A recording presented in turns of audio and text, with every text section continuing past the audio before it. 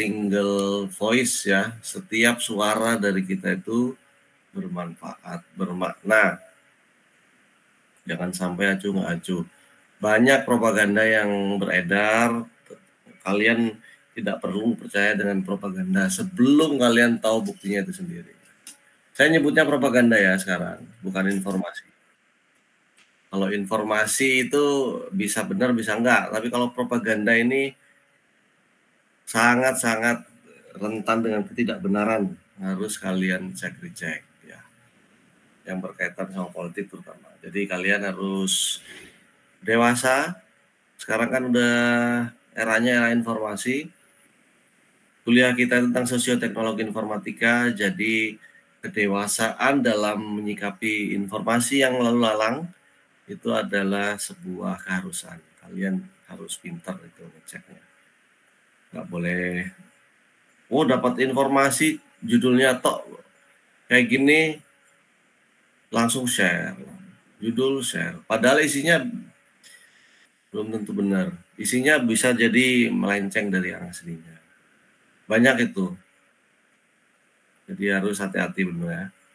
Terus saya harap kalian udah baca-baca nih ya bukunya. Bukunya itu bagus kalau diterjemahkan ya. Kalau bahasa Inggris mungkin agak bikin liar, bikin pusing. Tapi saya suka kalau memberikan sebuah sumber materi yang menggunakan bahasa asing ya. Bahasa yang bukan bahasa umum kita pakai. Karena nanti dari situ kita akhirnya cari tahu ini maksudnya apa, makna yang terkandung itu apa, jadi belajar akhirnya itu. Kalau bahasanya langsung bahasa Indonesia bisa jadi kalian harus baca 1 kali, 2 kali, 3 kali berulang-ulang, agak sering berulang-ulang membacanya sampai dapat makna yang terkandung di dalam situ. Tapi kalau pakai bahasa Inggris ada effort itu di situ. Selama kalian punya dedikasi, ada motivasinya kuat, ada effort untuk mencari tahu isinya ini apa sih maksudnya. Nah, baru kalian bisa paham isinya. Oke. Udah ya. Berikutnya saya mau presensi dulu. Saya suka nih teman-teman yang nama di Google Meet-nya itu menggunakan inisial kelas lalu inisial presensi. Kayak gini nih, ada Adinda Dinia. Depannya A, berarti kelas A kan, terus nomor 9. Nah ini memudahkan saya dalam presensi.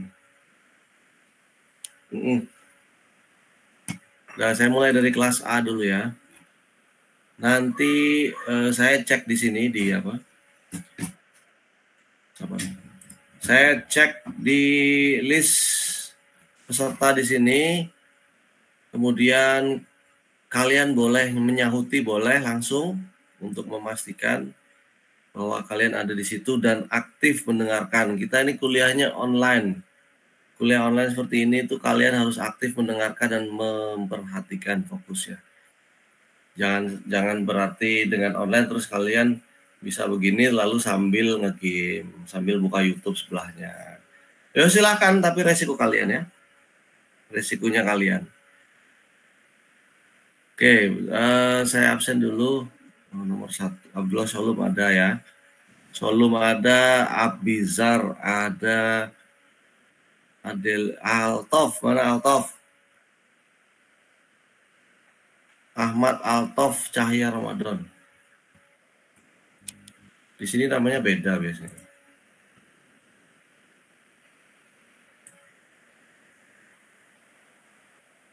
Ahmad Altof nggak ada? Kalau nggak ada, saya ubah dulu presensinya. Seperti biasa presensinya nanti 2 kali ya. Lalu Adelia Deseana ada. Adelia Hansa, Adelia Mutakul, Adelia Wida, Adil Zakaria, Adinda Dinia ada, Ahfaz, Afazen Azidan mana nih? Oh alah.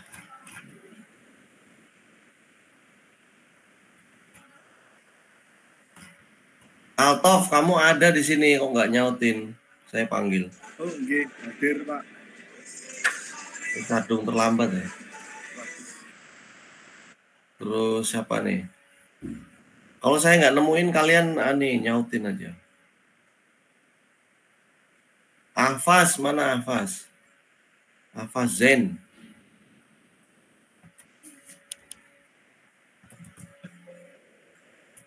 Afas. Oh nggak ada ini.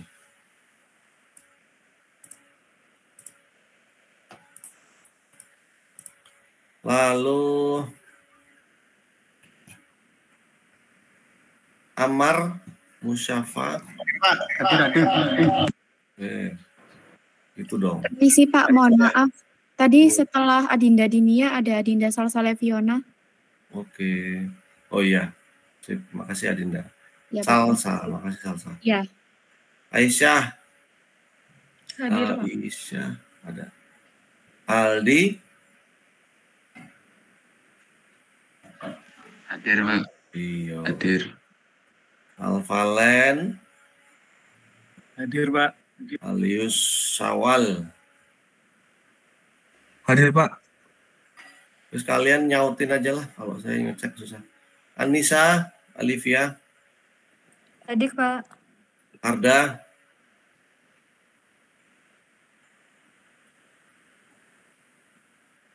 Kemana nih Arda nih? Resign ya? Udah. Afan.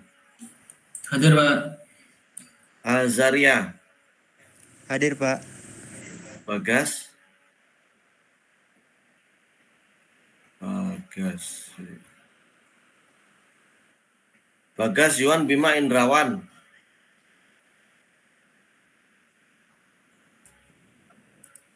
Ada ya.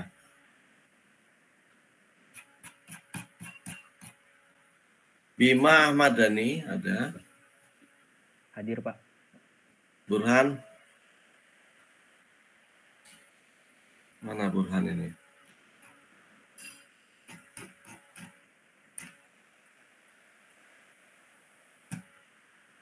Burhan tidak muncul.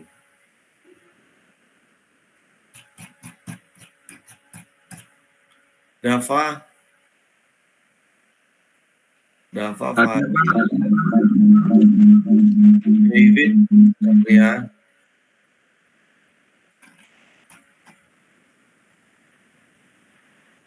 David.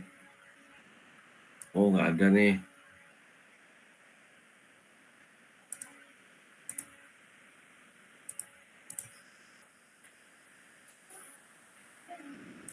Kemudian siapa nih? Dia. Hadir, Pak. Aurel. Hadir, Pak. Dimas. Dimas Ardi.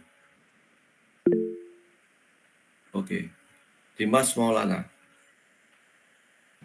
Hadir, Pak. Ya. Dita Anggreni. Hadir, Pak. Elisa. Hadir, Pak. Emir. Rio.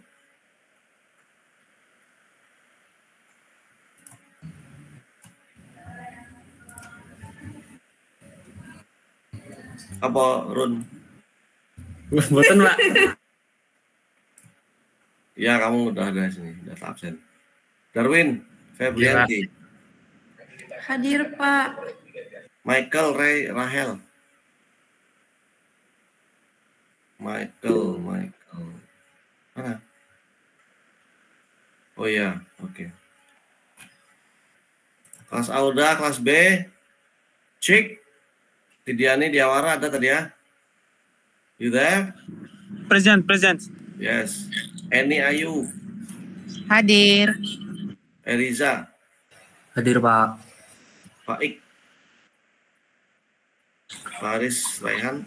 Hadir, Pak. Fidelia Patricia. Hadir, Pak.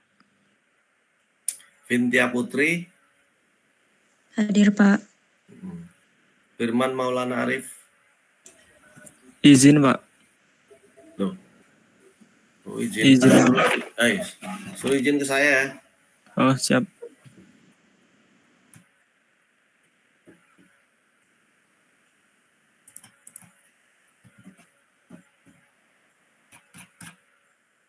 Hafiz.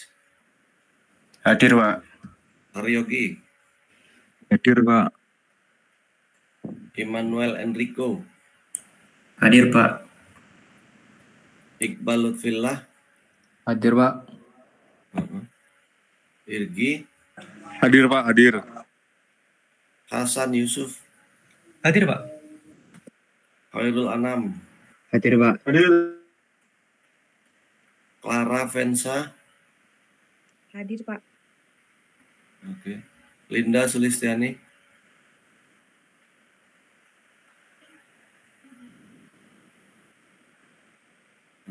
Oh, nggak ada nih. Linda.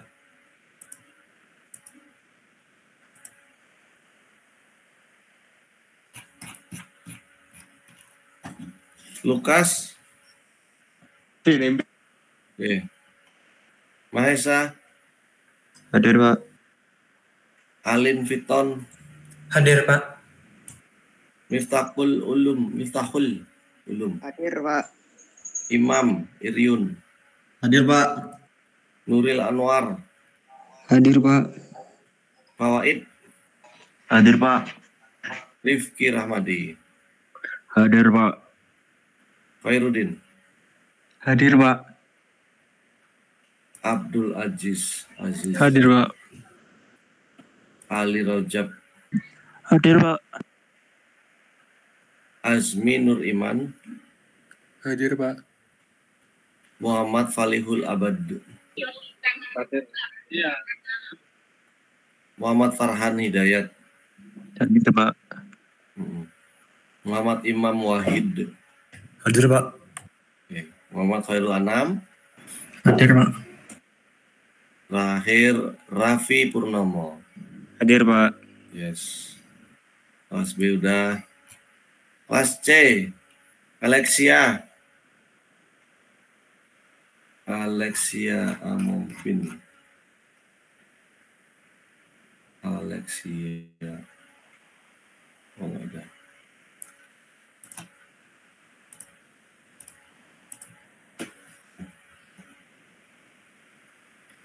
Eti Maslahah. Hadir, Pak. Febrianti. Hadir, Pak. Kalista. Hadir, Pak. Carolina.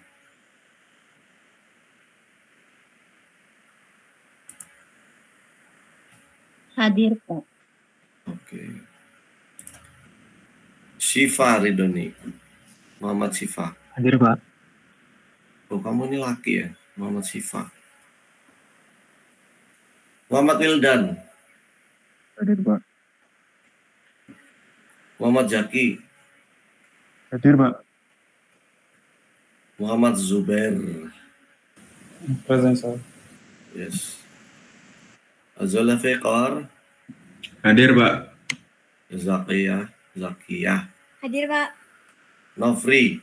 Hadir, Pak. P. Ramesti Anargia. Hadir, Pak. Pramudika. Hadir, Pak. Putri Singgi. Hadir, Pak. Kintara. Hadir, Pak. Raihan. Oh, gimana?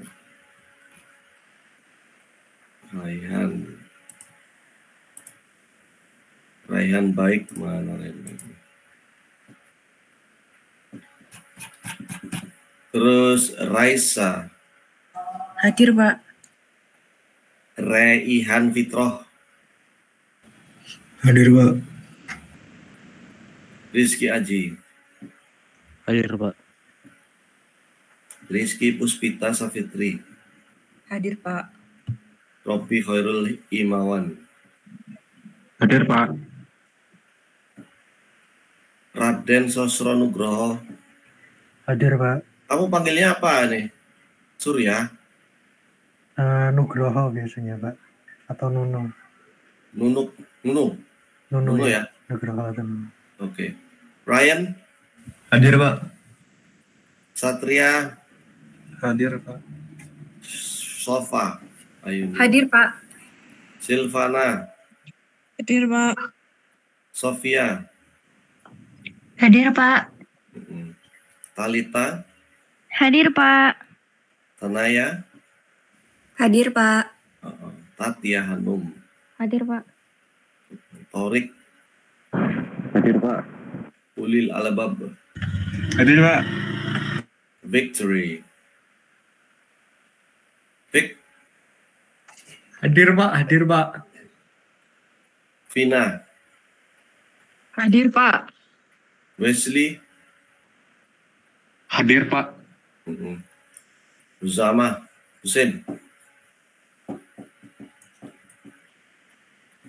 Al Hussein, Yusuf Agung, Hadir, Pak. Zaidatul. Hadir, Pak. Oke, good. Oke, jadi gini. Sorry ya, sebelumnya tadi kan saya bilang kita mau pre lalu post quiz ya. Saya ganti ya, maaf ya. Saya ganti, jadi sekarang tuh kita diskusi dulu. Saya ini kan saya beri materi sekilas, materi sedikit ya tentang chapter 1 dan 3. Siapa lagi? Alexia, Iya Pak, Alexia Pak. baru nyampe. Enggak Pak, udah dari tadi, cuman tadi tuh sinyal wifi-nya hilang lagi Pak. Oh, Aku udah masuk ke tadi. Oke. Iya Pak. Nah, saya mau share chapter 1 sampai 3 dulu. Cerita dikit ya. Saya mau cerita dikit tentang chapter 1 sampai 3. Jadi nanti apa yang saya sampaikan itu sebenarnya harusnya kalau kalian udah baca itu udah ngeh apa yang saya bahas. Sehingga penguatan aja sebenarnya yang saya sampaikan di sini. Udah kelihatan ya materinya. Jadi kemarin saya kan udah ngasih intro tentang Society 5.0. Kalian itu sekarang kan kuliah di Teknik Informatika dan materinya ilmu pengetahuan yang kalian harus kuasai itu meliputi banyak hal tentang informatika, bahkan ilmu komputer sebenarnya. Nah, yang nggak kalah penting adalah fundamental seperti ini. Fundamental yang mendasari ilmu pengetahuan yang harus kalian kuasai. Jadi apa yang kalian dapat di kuliah itu sebenarnya hanya sebagian kecil ya. Tapi kan alasan kenapa harus mempelajari itu, kalian kan perlu melihat secara filosofis dulu. Kenapa kita harus belajar itu? Nah, salah satunya adalah karena kita itu ada di era informasi ya, data informasi, maka yang kita sebut sebagai teknologi yang mendukung keberadaan data, informasi, lalu kita proses, lalu kita olah, dan seterusnya, itu nanti akan berpengaruh terhadap kehidupan bermasyarakat kita. Ya, society atau kita sebut sebagai society. Nah, gini. Apa yang kita sebut sebagai society? Nah, chapternya itu ada 5 sebenarnya. Tapi di sini saya hanya bahas 1 sampai 3 aja. Yang pertama bagaimana kita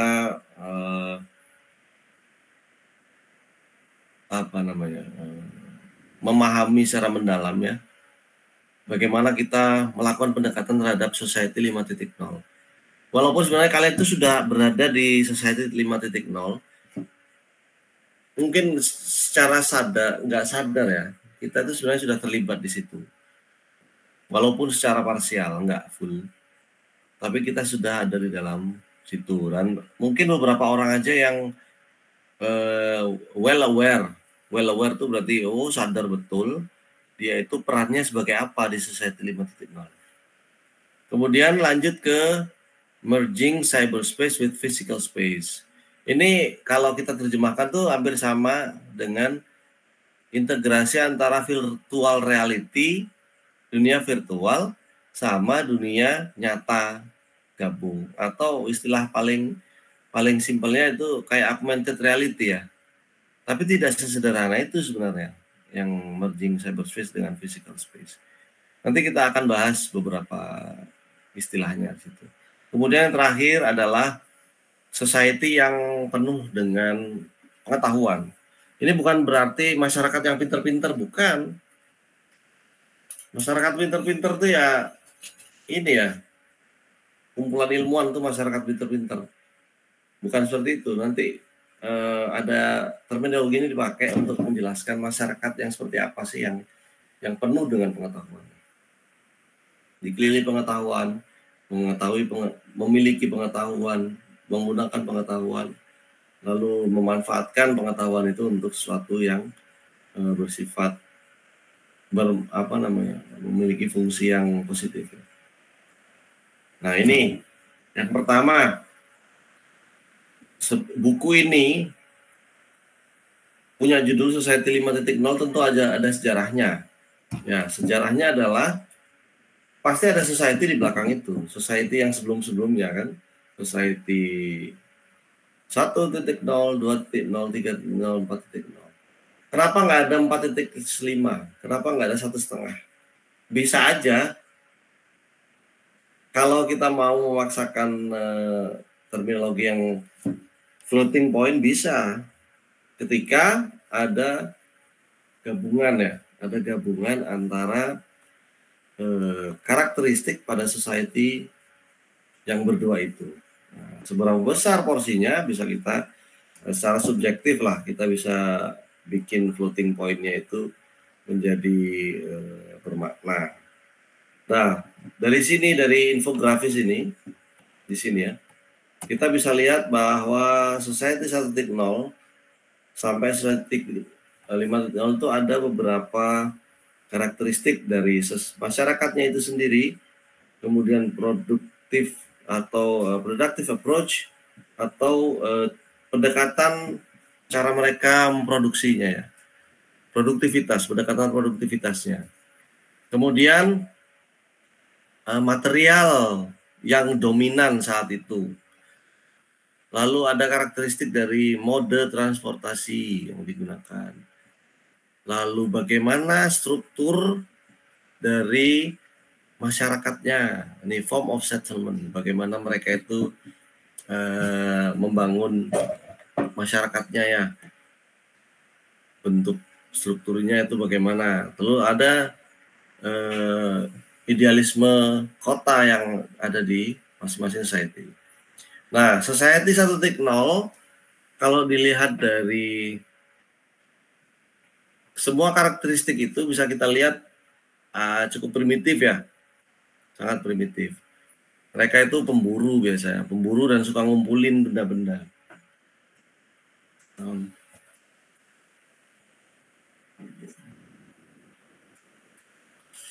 Tunggu ya, maaf, pause dulu, saya harus masang gas.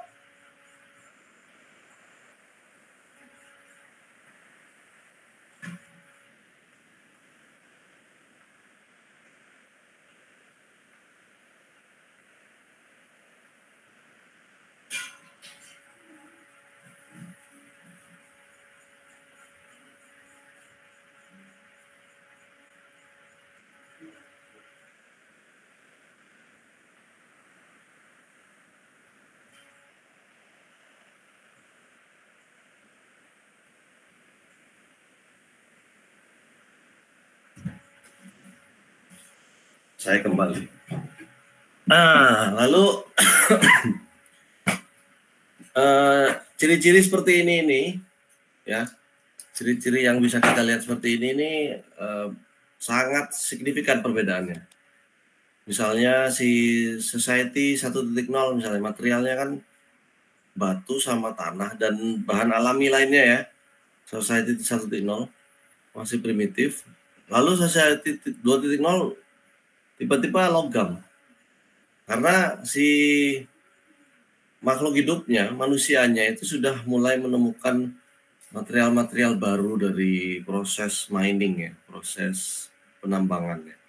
Ketemulah metal, lalu dari metal-metal yang banyak ini ada tembaga, ada aluminium ya, metal raw material, lalu ketemulah besi, ketemulah dan macam-macam. Akhirnya mereka nggak habis pikir cuma menggunakan material mentah itu, tapi juga ada penemuan-penemuan di mana penggabungan material ini memungkinkan ya. Ilmu fisika, ilmu kimia berperan di sini, di mana logam-logam yang diciptakan itu ada logam-logam baru seperti apa namanya, galvalum atau yang lainnya, gabungan dari logam yang punya karakteristik keras ketemu sama ringan, nah, jadinya kuat gitu ya, dan seterusnya. Nah, lalu dari Society 2.0 tiba-tiba ganti plastik materialnya. Kenapa? Kalau metal ini kan keterbatasannya banyak ya, banyak keterbatasan karena ketersediaan di alamnya juga nggak selalu ada metal. Lalu muncullah plastik. Plastik ini kan sintetik ya, material sintetik diciptakan dan sifatnya itu mudah untuk dibentuk ya. Easy to form, easy to construct, easy to form and deform. Plastik ini, sehingga di era ini hampir semua produk ini fokus ke penggunaan plastik. Lalu Society 4.0 geser ke semiconductor. Udah kecil-kecil nih materialnya, nggak kelihatan. Tapi efeknya apa? Barang elektronik. Lalu yang 5.0, material 5.0 ini, ada yang bisa ini nggak? Bantu saya nyebutin nggak material 5.0 contohnya apa? Tebak-tebak berhadiah. Ada yang tahu?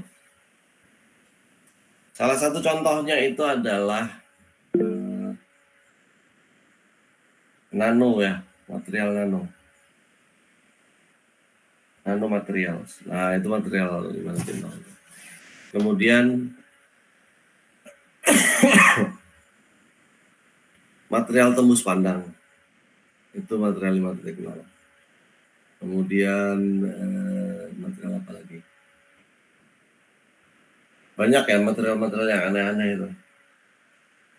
Tapi manfaat, jadi nggak cuma ada. Terus kalau dilihat dari perkotaan yang dibentuk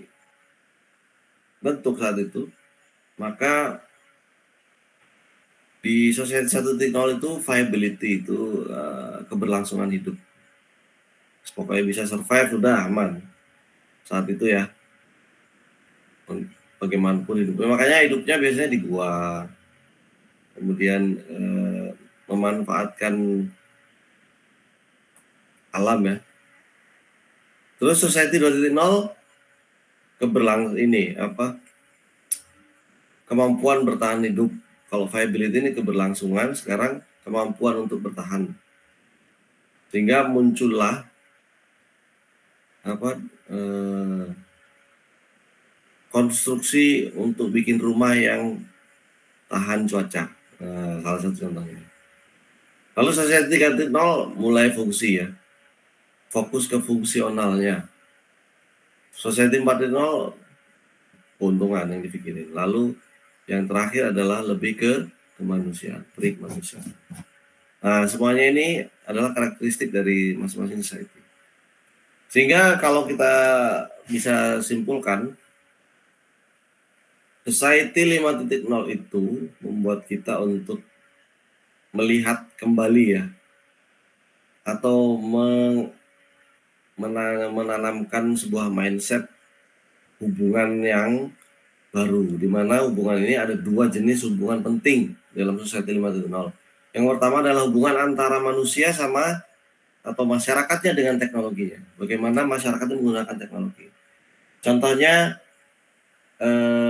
kita menggunakan Google untuk search engine, untuk cari informasi. Bagaimana hubungannya? Kemudian bagaimana kita menggunakan teknologi robot untuk membantu pekerjaan yang berat-berat misalnya. Lalu yang nggak kalah penting itu adalah hubungan antara masyarakat dengan individu yang dijembatani oleh teknologi.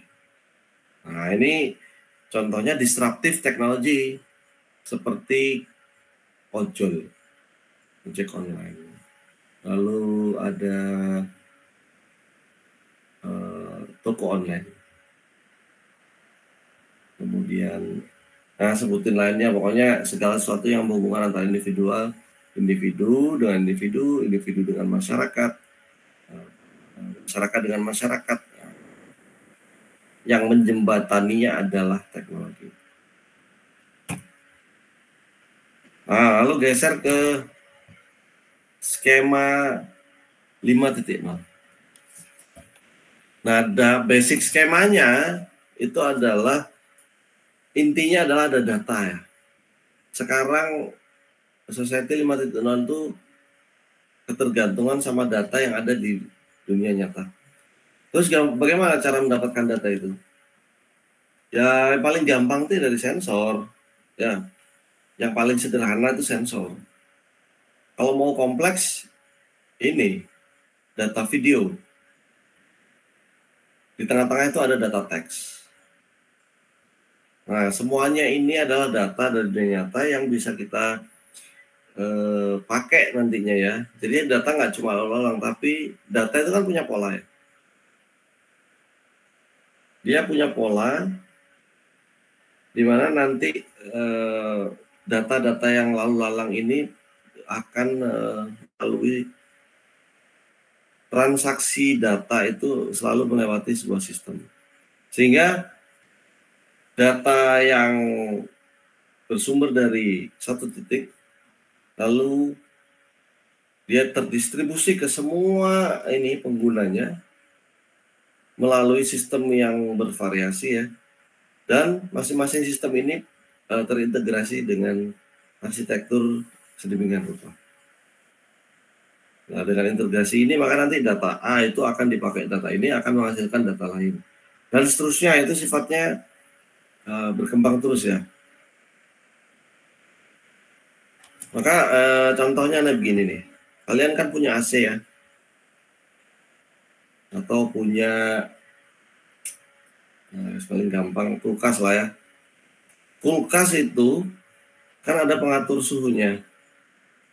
Nah, pengatur suhu itu sebenarnya dia itu AI yang mengatur supaya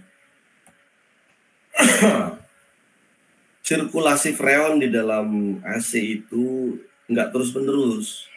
Kalau terus-menerus itu jadi bongkahan es itu dalamnya kulkas. Kalau terus-menerus ya.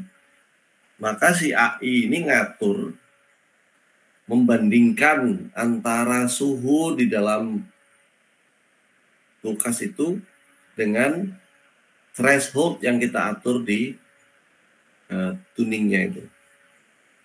Selama thresholdnya itu berada di bawah pengaturan yang kita set, selama suhu yang dibaca oleh AI itu berada di bawah threshold yang kita atur, maka nanti dia itu akan nyala terus si freonnya. Nyala terus sampai suhu yang terbaca itu mencapai threshold tadi atau lebih. Ketika sudah mencapai threshold itu dia mati. Itu gampangnya ya. Gampangnya. AC ya juga sama kalau AC. AC kan pasti ada sensor suhu ruangan kan.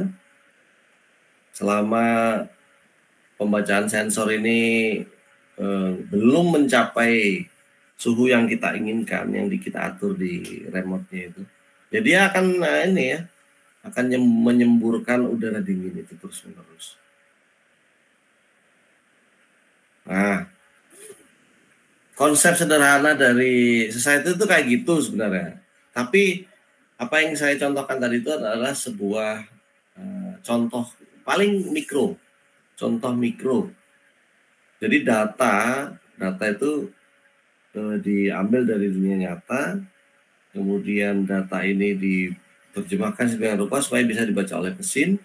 Lalu mesin di dalamnya itu ada pemrosesan untuk melakukan tindak lanjut apa terhadap data yang didapat ini.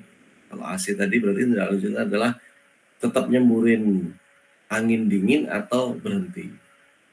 Itu. Sehingga mekanisme seperti ini itu membutuhkan kontrol otomatis ya, terkomputerisasi.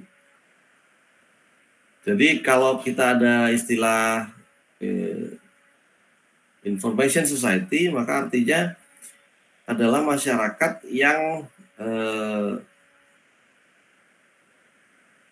setiap bagian dari masyarakat itu ada proses pengumpulan data, lalu memproses data. Ya, pengumpulan data itu input, lalu memproses data, lalu menggunakan data itu sebagai output yang bermanfaat bagi lingkungan yang ditempati oleh si masyarakat tadi. Jadi input, proses, output, selalu gitu siklusnya. Nah, itulah society sebenarnya sederhana aja konsepnya. Selalu ada siklus di situ. Datanya diputer terus ya sampai ketemu pada titik di mana masyarakat ini merasa nyaman dengan output yang dihasilkan oleh mesin tadi. Kemudian ada istilah lagi merging cyberspace dan physical space. Kalau dari skema yang tadi ya, apa skema ini ya, skema merging itu kan menggabungkan dunia cyber atau ruang cyber dan ruang fisik. Apa maksudnya di sini? Kenapa ini dibutuhkan ya? Ini khusus society 5.0 ya. Karena data yang dipakai itu, data yang didapat itu kan dari dunia nyata ya. Data yang dapat itu kan dari physical space. Nah, data yang dapat itu kan tidak selalu merepresentasikan keseluruhan ruang yang kita tempati. Misal, kamu menempati kamar ukuran 3x4 misalnya. Suhu yang diukur oleh si AC itu adalah ambient temperature. Ambient temperature, temperatur temperatur ambience. Ambience itu kayak apa ya? Bukan temperatur yang volumetrik. Kalau temperatur volumetrik itu sama dengan temperatur yang kalau kalian masak air panas ya, masak air di tungku itu, lalu kalian ukur suhunya itu namanya suhu volumetrik. Sedangkan ambient temperature itu adalah suhu yang diestimasi pada satu titik, ya suhu yang diukur pada satu titik pada ruangan itu sebagai representasi atau sampling untuk untuk merepresentasikan suhu pada ruangan yang digunakan saat itu. Tentunya tidak begitu akurat, karena kan dia hanya mengukur pada satu titik tertentu. Makanya kalau mau lebih akurat, AC itu harusnya punya sensor suhu yang ada di atas, ada di samping, ada di bawah. Nah, nanti di triangulasi, baru dia dapat volumetrik temperatur. Ya, itu physical space itu. Sedangkan yang cyberspace-nya apa? Itu adalah dunia digital di mana data yang diambil tadi dari sensor-sensor itu digunakan untuk dihitung ya. Datanya itu sebagai bahan untuk komputasi. Nah, digital space-nya itu menghitung data tadi itu menjadi sebuah solusi yang akan dimanfaatkan untuk kendali motornya si AC kalau kasusnya si AC ya. Jadi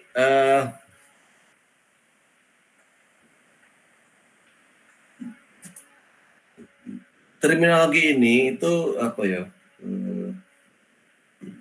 Bisa juga diartikan bahwa data mentah itu bisa diakses secara terbuka dan ada informasi tambahan yang bermanfaat buat mereka. Contoh data perakiraan cuaca itu.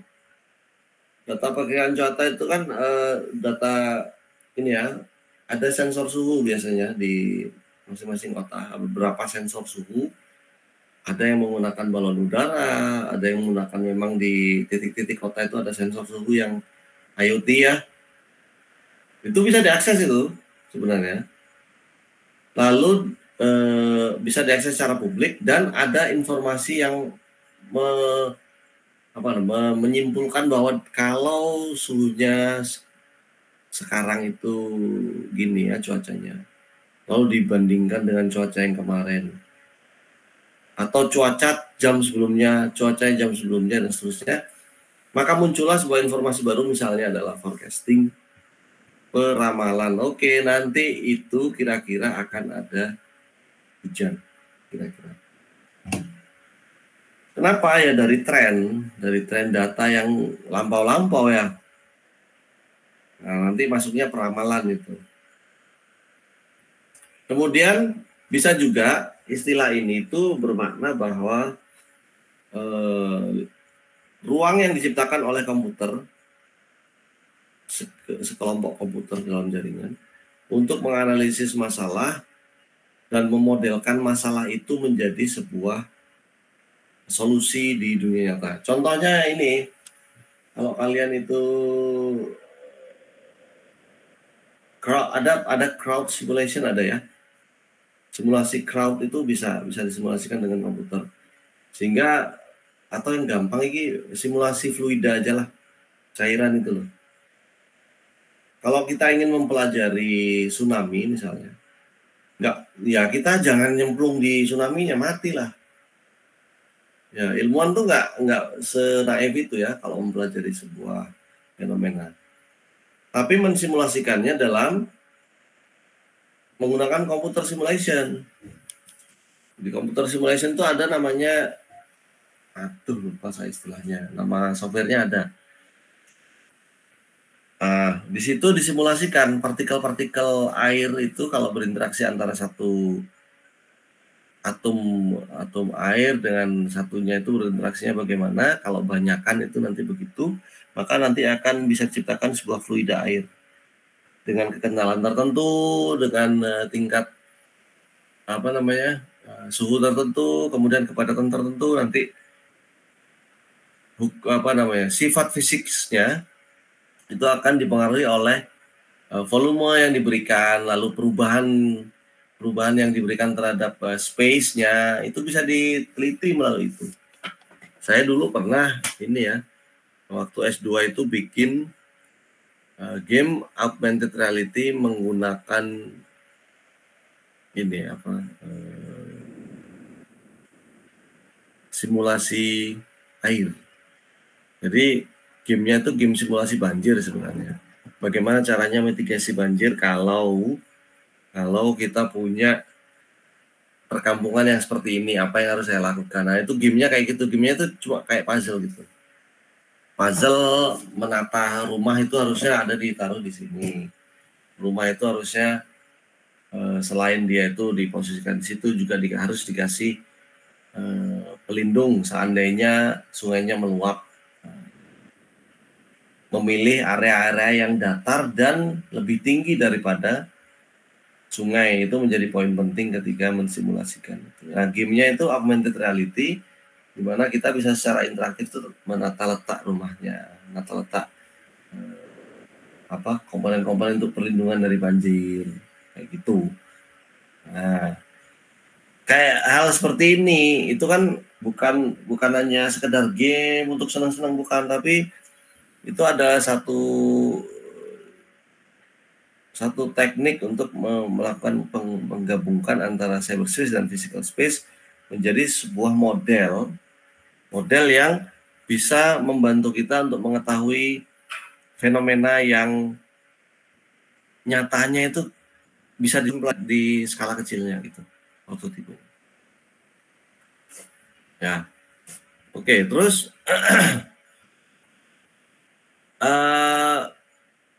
Society 5.0 ini juga harus mengarahkan kita supaya society-nya, masyarakatnya itu berorientasi terhadap masyarakat itu sendiri. People centric itu artinya society kan sudah masyarakat, people itu kan orang-orang ya. Jadi masyarakat yang berorientasi pada si komunitasnya itu sendiri. Ya. Jadi artinya begini, kalau kita ambil contoh si AC lagi ya. AC ini sebenarnya tidak hanya sekedar mengatur suhu melalui kinerja yang secara iteratif, ada pengecekan suhu lalu ngatur kontrol semburan air angin dingin ya. Nggak cuma itu, tapi juga kan selama AC-nya nyala itu kan ada listrik yang dikonsumsi kan. Nah, makanya ada banyak aspek lagi yang dipertimbangkan akhirnya. Misal AC tadi ya, ada satu waktu itu di mana AC ini si penggunanya, pemilik AC ini mikir, waduh jebol lagi, uang saya kalau AC-nya harus nyala terus, ya kan? Ada pertimbangan lain akhirnya, di mana ada konsekuensi ya, ada kalau kita ingin kenyamanan, selalu konsekuensinya adalah biaya. Nah, bagaimana membangun keseimbangan antara biaya dan kenyamanan? Nah, itulah yang yang mindset yang diterapkan pada masyarakat yang berorientasi pada manusianya. Nah, sehingga karena banyaknya aspek yang perlu dipertimbangkan dalam masyarakat ini, maka pengambilan keputusan dalam pemanfaatan data, kemudian otomasi yang diberikan, itu akan melibatkan banyak hal. Akhirnya muncullah teknologi baru, contohnya AC yang ada inverternya, atau teknologi untuk menghemat penggunaan konsumsi dayanya, dan banyak hal lagi ya. Dan sifatnya AC ini kan kalau di dunia industri sudah nggak bisa dilepaskan. Kalian aja kuliah ketika AC-nya mati pas tengah hari ya, pasti nggak nyaman kan, belajarnya jadi nggak fokus. Pengennya ngipasin diri sendiri aja. Nah gitu.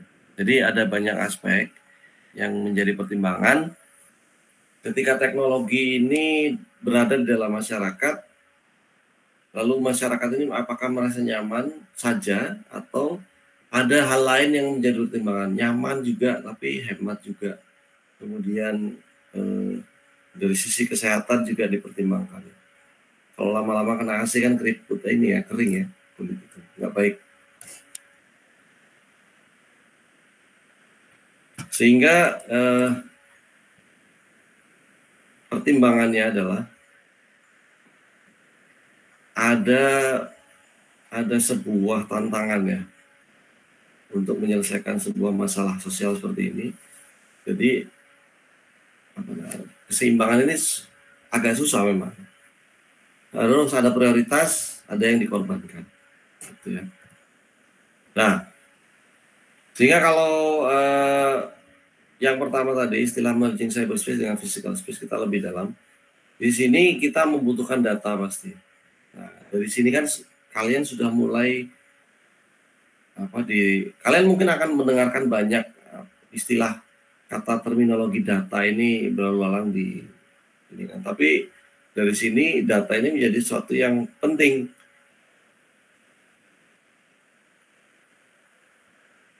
Nah, kalau modeling real world issues, maka data itu yang dari physical atau real world itu diambil, lalu dianalisis di dalam dunia cybernya supaya menghasilkan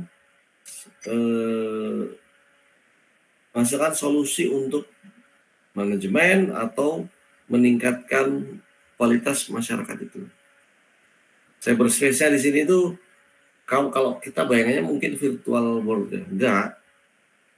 Ya sih algoritma yang menghitung itu tadi, yang membantu kita untuk mengambil keputusan itu tadi akan menjadi sebuah cyberspace. Ketika solusinya itu didapat, ya, maka penerapannya adalah ke dunia fisikal. Diterapkan lagi. Kalau AC tadi ya nyemburkan lebih banyak angin dingin ya. Nah, hasilnya apa? Ketika angin dingin disemburin pasti kan ada perubahan pembacaan sensor. Jadinya data lagi. Terus muter gitu. Sehingga kalau ada misalnya ada sesuatu kejadian ya, kasus pembacaan data sudah lalu diolah di mini komputernya, lalu nyemburin angin terus ya, nyemburin angin dingin terus-menerus, tapi suhunya ternyata pada siklus berikutnya suhunya nggak berubah. Nah, ini kan ada sebuah kejanggalan kan. Kejanggalan ini harus ditangani oleh si cyberspace lagi. Kalau misalnya ada kondisi janggal seperti ini, apa yang harus dilakukan? Kalau AC berarti ya warning, dia keluar itu si lampu indikator warningnya warna merah itu langsung kedip-kedip dia. Ting-dung, ting-dung, prosesnya, waktunya maintenance. Dia ngirim data kembali ke remote-nya ketika nyalain AC, keluar maintenance atau please check. Ya. Kemudian di sini juga kita harus memahami bagaimana layanan-layanan kita dapatkan itu di dalam sebuah masyarakat itu saling terhubung satu sama lain. Ya, layanan-layanannya oke ya. Lihat aja ojol ya. Ojol aja dalam satu aplikasi layanannya semuanya terintegrasi. Ketika kita pesan GoFood, nah otomatis kita pesan delivery-nya. Delivery-nya dari mana? Dari para driver ya. Dan interkoneksinya ini sudah sebegitu kompleks dan data yang berlalu lalang itu banyak sekali, sehingga AI ini harus dibangun sedemikian rupa untuk memberikan solusi yang optimal. Contohnya bagi seorang driver ya, memilih driver di dalam ojol itu bukan hal yang sederhana. Sesederhana ngelihat, oke, saya distribusikan, ada tawaran ke semua driver yang ada di ojol itu. Enggak, tapi yang dipilih itu. Yang paling gampang adalah yang pertama adalah dari jarak. Kemudian yang kedua itu adalah dari frekuensi dia ngambil orderan. Kalau dia baru aja ngambil orderan, bisa jadi dia itu nggak langsung diberi orderannya ya. Tapi dipertimbangkan ke orang lain yang belum dapat orderan dulu. Terus ya istilahnya ada rules yang membuat rekomendasi order ini mau didistribusi kemana, itu si AI yang menentukan. Sehingga sifatnya nggak statik ya, menentukan siapa yang bakal ngambil ini. Terus dari cuaca juga bisa berpengaruh ya. Dari bintangnya komentar bintang ya, rating si drivernya juga bisa berpengaruh. Kemudian yang berkaitan sama, karena di sini ada data ya, ada data tadi ya sudah berlalu lalang. lalu ada informasi yang berlalu lalang, maka data yang sekian banyak itu akhirnya menjadi banyak. Kalau dijadikan satu, nah karena kita manusia kan makhluk cerdas, kalau kita dapat informasi data yang segitu banyak, pasti kan mikir akhirnya, loh, kok ada pola tertentu. Sehingga muncullah knowledge yang dihasilkan dari data itu. Kumpulan knowledge, pengetahuan, dan manusia ini cenderung untuk menyebarkan pengetahuan itu ke society-nya itu. Nah, dari data yang terkumpul ini, makanya zaman tahun abad-abad yang sebelumnya itu kan banyak inventor-inventor itu kan karena mereka mengumpulkan pengetahuan yang banyak. Ini kayak gini rumusnya, ini teorinya begini, ini teorinya begini. Eksperimen, dari eksperimen dapatkan teori begini. Dari eksperimen dapat informasi baru, oh ternyata begini. Akhirnya muncullah informasi baru. Ya, seperti yang dilakukan oleh si Albert Einstein atau si yang bikin bom atom siapa namanya? Lupa saya. Filmnya bagus. Oppenheimer. Nah, itu kan knowledge baru ya. Dari sekian banyak pengetahuan. Terus AI sekarang ini sudah pada tahap yang sangat-sangat cerdas dan berbahaya menurut saya, Murni. Jadi datanya itu sudah bukan hanya sekumpulan data, tapi udah lautan samudera data. Wah kerek, tapi sang pencipta itu kalau yang Muslim pasti udah baca ya, di Al-Quran itu ada menyebutkan bahwa ilmu pengetahuan yang diberikan ke manusia sepanjang pertama kali Adam diturunkan sampai kiamat nanti itu hanya setetes ya, hanya setetes ilmu pengetahuan yang aslinya itu ilmu pengetahuannya sebanyak samudra yang ada di dunia ini. Nah, sedangkan yang kita rasakan sekarang itu kan datanya, waduh, wakemen nih datanya. Itu aja rasanya udah overload ya, gila. Dan dari data yang sedikit itu sudah bisa menghasilkan knowledge baru, begitu banyaknya. Lalu terakhir dari ini adalah society-nya akhirnya jadi pinter ya. Tapi pinter itu artinya begini, society-nya kita sebut sebagai knowledge intensive society atau masyarakat yang kaya pengetahuan. Di sini melibatkan adanya data, adanya informasi, dan adanya pengetahuan. Data ini artinya fenomena yang bisa dirasakan ataupun yang tidak secara langsung dirasakan dari dunia nyata. Datanya itu mentah ya, data numerik ya. Stage itu kayak stage-nya dia on off kayak gitu stage. Lalu nama-nama, lalu biner ya. Yang menunjukkan ini ada atau enggaknya. Nah, kayak gitu itu data itu yang mentahnya ya. Atau kalau di pemrograman itu variabel ya, variabel. Kemudian informasi itu adalah kalau data ini dikumpulkan, saya punya data nih. Saya kumpulkan data ini menjadi sebuah grafik. Nah, itu udah jadi informasi. Dari grafik ini kan bisa kita lihat trennya itu naik atau turun. Nah, itu informasi namanya. Kalau data itu hanya sekumpulan angka aja disimpan dalam Excel, udah selesai. Itu masih data. Dalam Excel itu adalah data. Nah, informasi adalah ketika data yang kita punya di Excel tadi itu kita petakan menjadi kita memetakan itu menjadi dua aksis X sama Y, ketemulah sebuah grafik garis dari angka-angka yang kita punya di Excel tadi. Nah, dari garis itu kita bisa lihat polanya. Polanya kalau membentuk garis menurun atau naik atau flat atau bentuknya gimana, itu pola yang dihasilkan dari data yang kita plotkan itu adalah informasi. Nah, informasi ini akan menjadi sebuah pengetahuan ketika kita itu bisa secara komprehensif mendalaminya ya. Kita cari polanya, kita analisis, kita hubungkan dengan hukum-hukum yang berlaku. Hukum-hukum umum yang berlaku, kemudian meliputi kebiasaan, kemudian aturan-aturan tertentu. Nah, gitu kan, maka knowledge baru akan dihasilkan dari tren itu. Knowledge ini, kalau tadi informasi itu kan oke, cuma tren ya.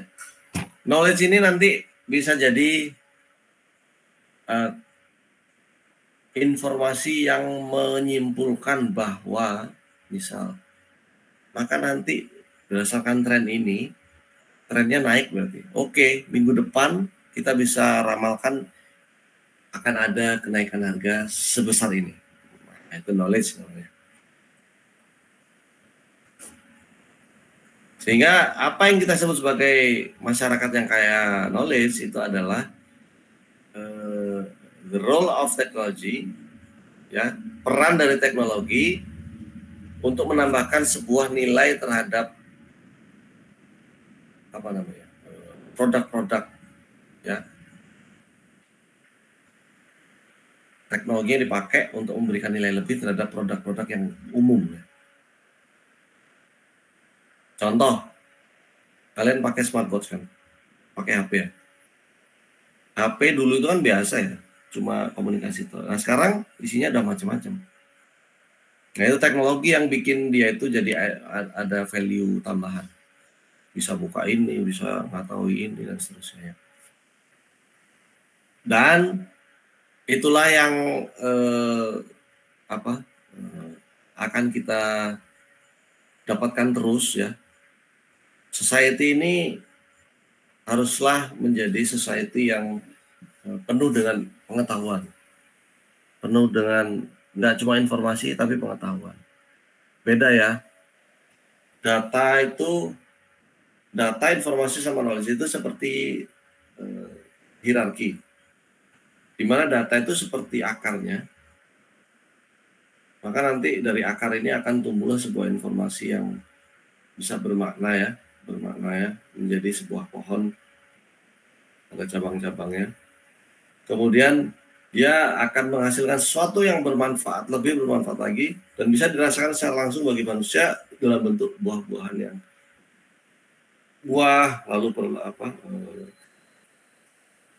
perlindungan yang bisa diberikan oleh pohon itu. Nah, knowledge ini seperti itu hierarkinya. Jadi terkait satu sama lain terus-menerus. Nah, oke. Nah, dari 1 sampai 113 inilah yang akan kalian pelajari ya, kalian dalami. Selain itu nanti ada rules, ada aturan dan norma dalam society ini. Di mana nanti data yang atau knowledge pengetahuannya itu kan sifatnya berasal dari informasi yang bervariasi kan. Jadi harus ada sebuah konstruksi informasi yang memungkinkan antara satu informasi dan informasi lain itu ketika digabungkan itu menjadi makna atau informasi baru. Sehingga kita dengan adanya informasi ke pengetahuan yang kaya begini harus ada aturan ya. Harus ada aturan atau hukum, norma yang berlaku dalam kita menggunakan data. Misal, data produser, penghasil data harus punya aturan dan standar yang harus dipenuhi. Contoh nih, data medis itu kan bisa diakses ya, tapi aturannya hanya bisa diakses oleh dokter sama pasien aja. Nah, data seperti ini kan sebenarnya confidential, nggak boleh disebar secara umum. Kalaupun dijadikan dataset, itu udah nggak ada nama orangnya, udah hilang, identitas orangnya udah hilang. Nah, aturan-aturan seperti ini berlaku ketika kita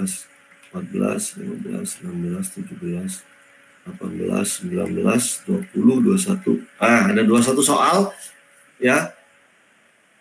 Ada 21 soal multiple choice dan ada yang pilihannya itu bisa satu pilihan aja. Ada yang pilihannya itu bisa banyak, bisa lebih dari satu. Kalian harus perhatikan soalnya ya.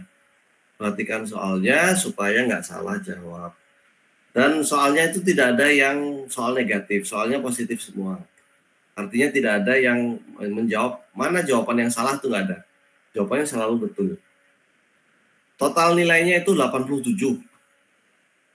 Artinya kalau betul semua kalian bisa dapat langsung A untuk kuis yang pertama ini. Setiap item nilai minim ada soal-soal yang sederhana, nilai minimal itu cuma 2. Soal-soal yang pilihannya bisa banyak, kemudian agak banyak kalimat soalnya itu nilainya lebih gede, 5 biasanya. Nah, silakan kalian mengerjakan dan soalnya ini sifatnya random ya. Kemudian sebelum mengerjakan soalnya itu kalian harus ngisi data diri dulu, nama, NIM, sama kelas. Terus sifat pengerjaannya itu kalian hanya boleh secara jujur membuka buku PDF yang Society 5.0 yang saya share di grup ya. Hanya itu yang dibuka. Kalian nggak boleh pakai ChatGPT secara jujur ya. Saya kembalikan ke diri kalian masing-masing. Kalian latih kejujuran diri kalian masing-masing dalam kuis ini. Ini latihan kejujuran. Jadi yang boleh dibuka itu hanya buku Society 5.0. Bekerjanya mandiri, nggak boleh kolaborasi. Misalnya kalian satu kamar di kosan, yuk kerjanya sendiri-sendiri lah. Jujur terhadap diri sendiri. Ya, belajar itu. Karena yang namanya Society 5.0, kalau ada yang tadi saya bilang kan, ada norma. Jadi ada norma rules yang harus dipenuhi. Nah, salah satunya adalah honesty, kejujuran. Karena kalau si pengguna data, informasi, dan pengetahuan ini nggak jujur, akhirnya jadilah buzzer itu. Paham ya maksud saya? Be honest to yourself ya. Belajar jujur dengan diri kalian masing-masing. Waktunya karena ini soalnya ada 21 soal, jadi waktunya adalah 30 menit. 30 menit dari ketika saya share linknya itu di chatnya Google Meet ya. Jadi kalau sekarang 8.57, maka nanti waktunya menyelesaikan itu adalah 9.30. 9.30 adalah waktunya berakhir. Dan setiap submission itu akan terekam datanya ya. Kalau kalian lewat itu ya udah. Oke ya. Nah, saya share sekarang. Silakan cek